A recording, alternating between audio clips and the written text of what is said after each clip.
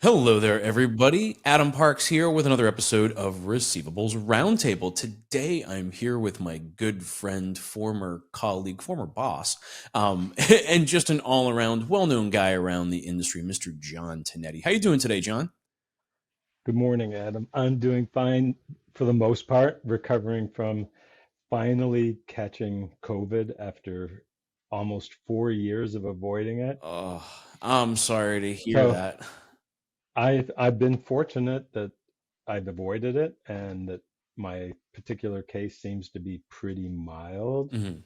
My wife is suffering a little bit more than I am, but yeah, we're doing all right. Well, I appreciate you jumping on and having this chat with me today. I know there's just been so much going on at the CFPB, and I think you provide such an interesting perspective. But before we jump into this, I just want to make one thing clear that I've never really done on the podcast before, and that's to let everybody know that the opinions that we're going to discuss today are my own personally, and do not represent any associations or other organizations in which I am affiliated. But I think it's important as we talk about the government, we start to provide honest feedback as to kind of what's going on around our economy and around our country. I just thought it was important to make that quick little statement. But back to John Tonetti. John and I had the opportunity to work together many, many years ago, and I learned just an incredible amount from him during that time. John, for anybody who hasn't been as lucky as me, could you tell everyone a little bit about yourself and how you got to the seat that you're in today? Yeah. Well, basically, right now I'm pretty much retired. I'm doing some consulting and a couple of other outside expert witness gigs and things of that sort. But yeah, I got into the receivables management business a long time ago when there were still collection folders and no systems were automated. There were no dialers. It was the good old days of debt collections with American Express in Toronto. And I didn't intend to get into receivables management, but I had a mentor there who told me once that at least within American Express, when the receivables are good, there is money for everything. When the receivables are bad, there is no money for anything except fixing the receivables. Mm-hmm. So if you wanted to be where the action was, you wanted to be in receivables management. And I had a economics background, so I was good with statistics and risk management. So I eventually kind of worked my way into risk operations and risk management and spent some time on two occasions at American Express, some time with Citi. In the late 90s, I was the head of risk operations and the head of the risk committee at Household Credit Services, which was the arm of Household International, became HSBC credit card, and then now it's Capital One. But then I left the creditor side and co-founded a collection agency with a couple other people. Ended up running that and doing all the sales and marketing and operations and stuff like that. Came back well, I guess that's about the time that when I left there, I got into the debt purchasing arena. That's where we met. Spent some time doing that. When the CFPB was founded in 2010, I would say, sort of recruited. I had a friend who worked for the Federal Reserve. He told me that the CFPB was looking for someone that knew something about the collections industry because the CFPB was very interested in it. To be honest with you, I wasn't really interested in working for the federal government.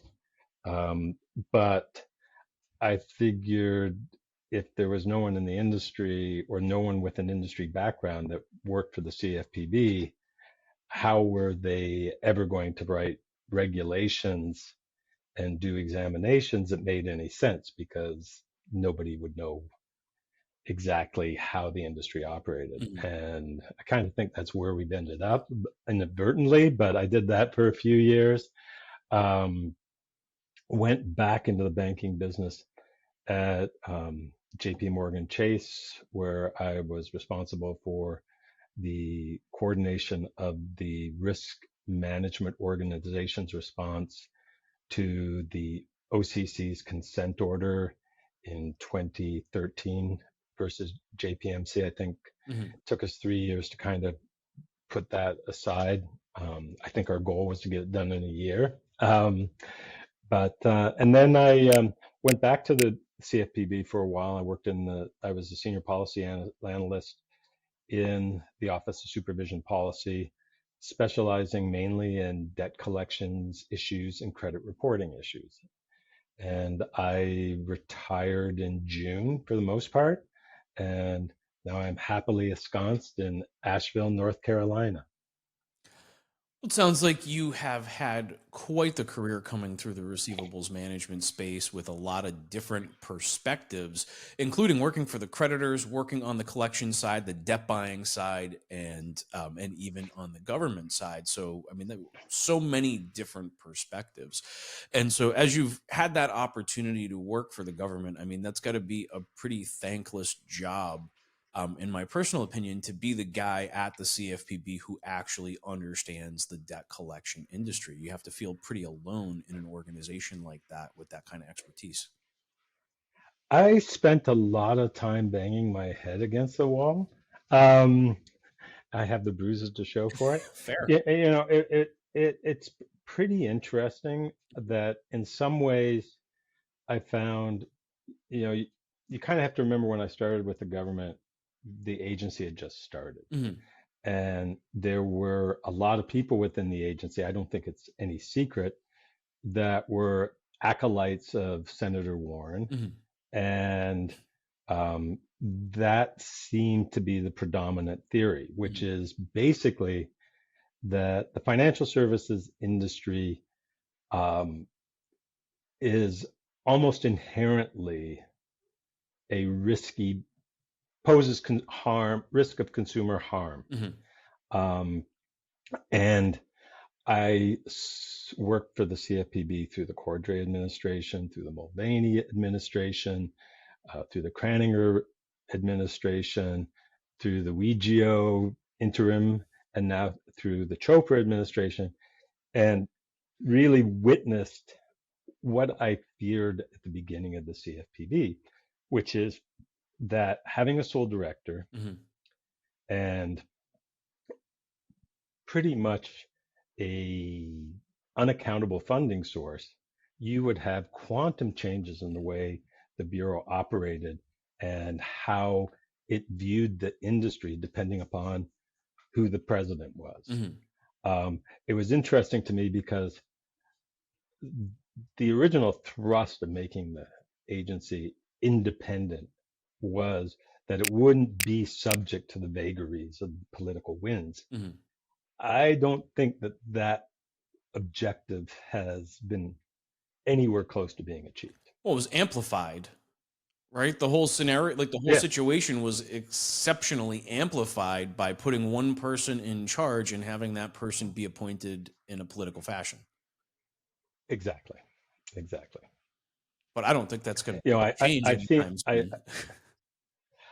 I don't think so either. But one of the things I find distressing is that it's sort of changed the bureau from being an independent, and I'd like to think that in some perfect world, government agencies are supposed to balance the risks of consumer harm Mhm. against what is good for the economy. And and certainly in the most recent past, feel that that has been uh, that that's been dispensed with. Mhm. I mean, you see things like, for example, the proposal to eliminate medical debt from credit reports. Mhm. There's been no discussion that I have seen by the bureau of what the impact of that's going to be upon consumers other than those people that might have medical debt on their credit reports, such as how do doctors get paid? Mhm. Um, the only avenue that is left, I remember a couple months ago, Seth Frotman said, well, they don't need to use credit reporting to collect bills. There are other avenues. Well, you take away the impact of credit reporting, what's the next lever? A Interest rate. consumer lawsuit, a lawsuit too.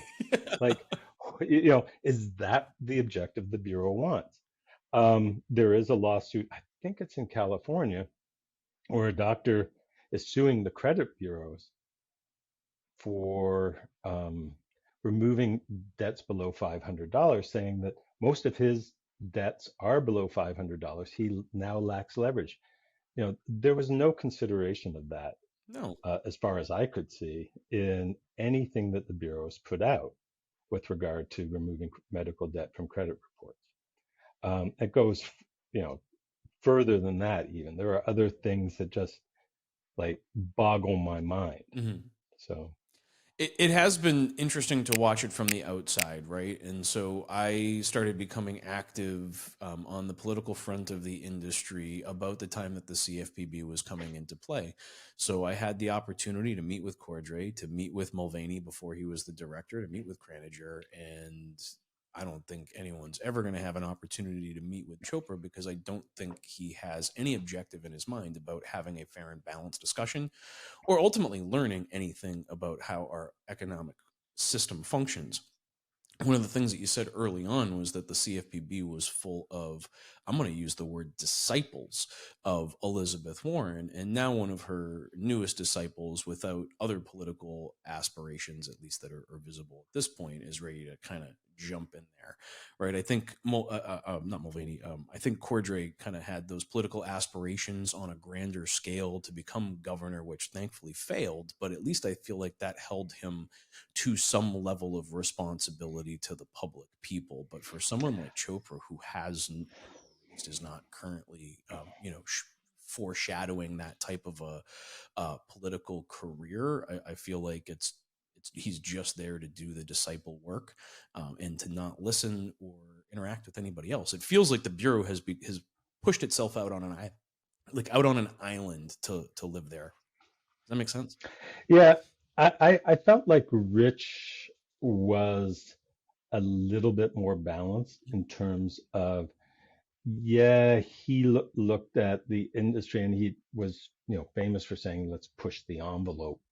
Um, I find that with Chopra, it's become more like we're going to do what we want to do, and if you don't like it, then you can sue us. However, suing the government is a long, drawn out process. I mean, it's fairly evident. Eric Halperin, in announcing that the Bureau was hiring, you know, 50% more enforcement attorneys, specifically stated two things. One was they need more enforcement attorneys to pursue the priorities of the Bureau. Mm-hmm. Now, think about that. The priority of the Bureau is to regulate by enforcement. Is that what he was saying? And the second thing was to um, to push back on the amount um, of litigation that the Bureau was facing because of its pronouncements. Now, I think that that's going to increase Mm-hmm. rather than decrease because I think the industry for the first 10 years of the Bureau was kind of like, okay, we can live with this. Okay, we can live with this. Okay, we can live with this. And it's kind of like a death by a thousand cuts. Mm-hmm. And we've now gotten to the point where, the Bureau is basically saying you can't report medical debt. Um, their amicus brief on Carrasquillo versus CICA basically says collectors are responsible for any errors for that a creditor has made if they try and collect those. And it's totally ignored the obligation of a consumer under 1692G to make a dispute, which, Mhm. and in 1692G, it actually says, the consumer has 30 days to dispute a debt or a part of a debt. And, it's very broad. It can be for any reason whatsoever. Otherwise, the collector can consider the debt valid. Now, that doesn't mean that they can't dispute it after 30 days, but the collector has a right to consider the debt valid. The Bureau is saying, no, that's not true. That if there's a problem with the debt and the collector tries to collect it, that's a violation of the FDCPA, Mhm. which is, I mean, It's the Bureau ridiculous. spent 31 pages talking about the idea that there is no um, scienter requirement within the FDCPA and totally ignored 1692G. It's even though the district court in the case that they're dealing with spent pages on 1692G. Mhm. So they're not even acting as an honest broker at all. No, but that has not been the intent since he took power. Yeah, I think you're right. I think you're right that, you know, I think if they were which trying to do doesn't, those things, if somebody walked into the bureau and said, "Here, we're here to try and find that balance," right? And I think you're 150% right about finding that balance between the creditor's rights and the consumer's rights. And I do think that there's a balance there because when the creditor's rights can't be enforced, interest rates go up, right? And we're already seeing that right. due to inflation. We're really, hoping that we don't see hyperinflation in 2024 in 2025 with all of the economic conditions that are happening. That's a highly likely thing. De-dollarization on a global scale. I mean, there's some serious things that are happening from an economic front, and it feels like we are just so laser focused on trying to reduce the quality of underwriting. And that's all that we really do with these credit bureau changes. We're reducing it by 500. We're going to increase these credit scores. Well, all that means is that I have to change my underwriting bands appropriately to adjust for Exactly. that You change. increasing the credit scores does not increase the credit worthiness of the individuals. It just decreases the predictability of the model. Mm-hmm. And, I had to laugh when the CFPB put out a report saying, X number of million of consumers are going to see their credit scores rise and therefore their credit will improve. And I'm like, wait a second, you've totally missed the purpose of the model. And, you know, it, but that seems to be what I mean. I am chagrined at how few people work at the Bureau that actually have had experience working in the credit arena. Mm-hmm. So, like, there are a lot of lawyers, and most of them are very smart. Most of them are very good, and most of them know how to use the law to achieve an objective. But as I used to say quite frequently, if you have to take 3 pages to explain why you think this is a law, it's probably not quite right. So, John, I think that anyway, is the smartest thing I've heard all day long, honestly. yeah, like the there is a lot of twisting to enable an interpretation. Mm-hmm. So Well, anyway, I think it's it's belaboring a point to try and you've already set your objective is that this is what's going to happen or this is what my expectation, and you're going to use anything that you can to justify the angle that you're trying to get to. Doesn't make it right.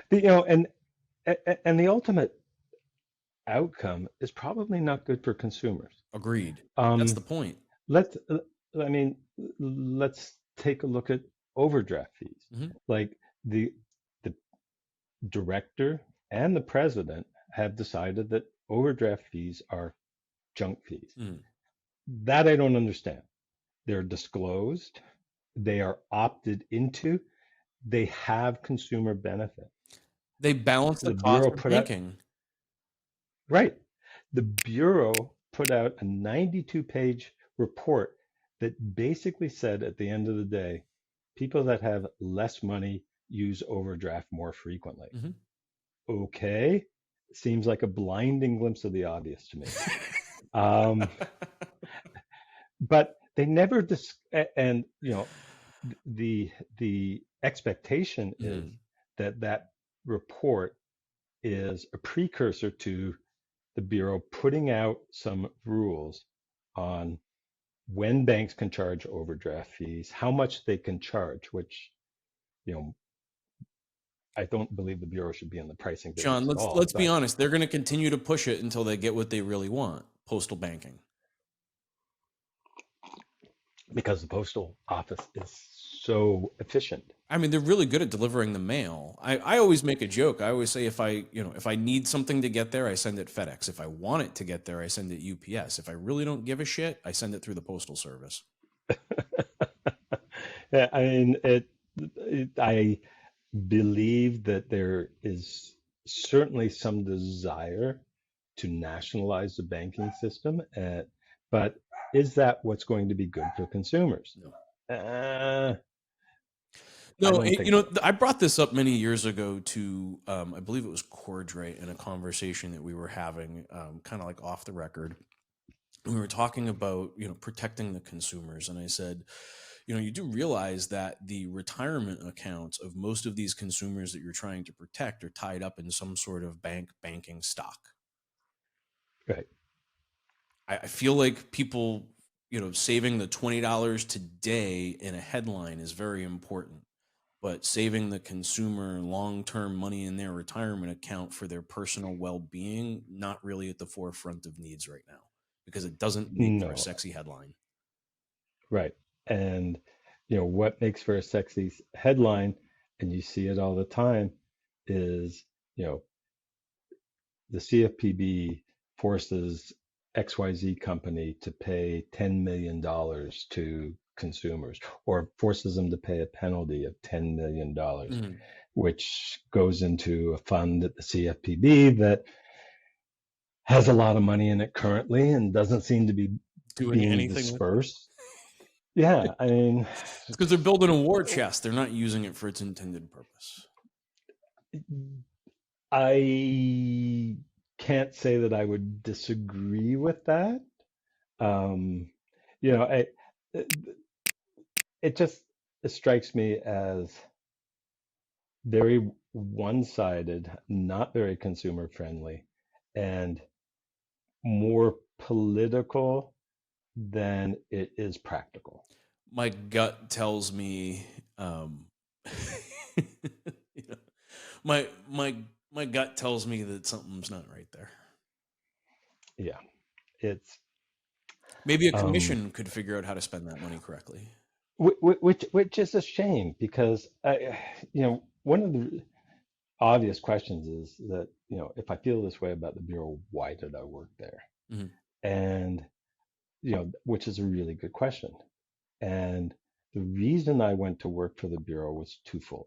The first is that I recognize that if you're going to have someone, an entity, an agency that is in charge of the financial services industry, you really should have people working there that know something about the financial services industry, Fair. not just lawyers. Fair. Um, Not to say that lawyers can't learn something about the financial services industry, but you can't just have people that know the law and don't know anything about it. You need the So, experience. yeah. Um, but the second reason is that there are things in the economy that cause consumer harm, Hmm.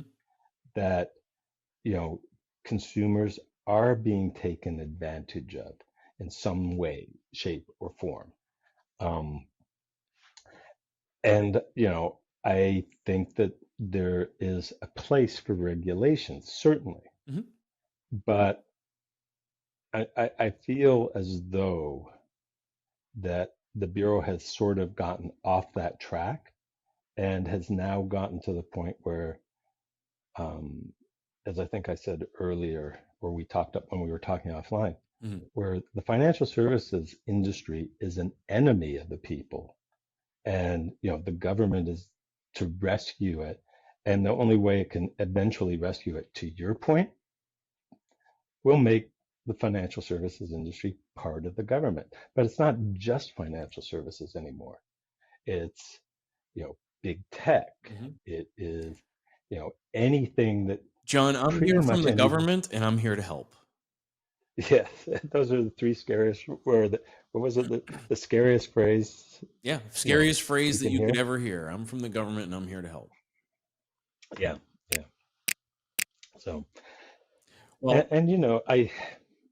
the the government has become very good at doing, like, justifying its own interventions. mhm. For example, I can't remember which. I think it was with regard to the 1071 rule, where they estimated that the cost of an examination to an entity was about $25,000. I almost fell off my chair laughing. Like, it, $25,000? Got to be kidding. I mean, that is so understated that it's ridiculous. It's like half of a person. It's like a day. If they Yeah, told me it was maybe. 25,000 a I day, I'd believe it. yeah, yeah. So, and that justifies, well, why we can go to this level in terms of doing examinations. It's absurd. And it doesn't get questioned, or if it does get questioned, it doesn't get responded to because you have one individual who manages on a top-down basis. So, Well, going into 2024's election year, I think we're going to see a lot of unexpecteds this year. That's kind of my prediction for this year. Is I think it's going to be as unpredictable as 2020, in so many different ways. But John, I really appreciate you coming on here and having a chat with me so openly. I know right after kind of leaving a position like that, it's hard to get out there in public and start having conversations. But I appreciate you coming on and sharing your thoughts and opinions well, with me. I like I said, Adam, I do feel that there is a place for the Bureau.